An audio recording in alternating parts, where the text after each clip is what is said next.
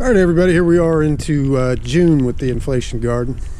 Things are looking good. I harvested a zucchini, but looks like I might have lost one there, but no problem. Got one there and two big ones down here, and another strangely shaped one here. More tomatoes.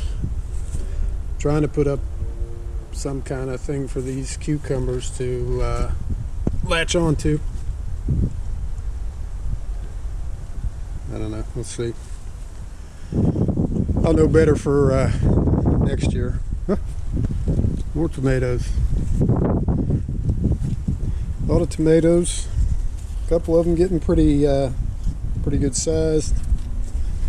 These back here doing good. Oh, and a ladybug. It's a good sign. So stay tuned, and we'll update you in 7 days. Thanks for watching. Talk to you later.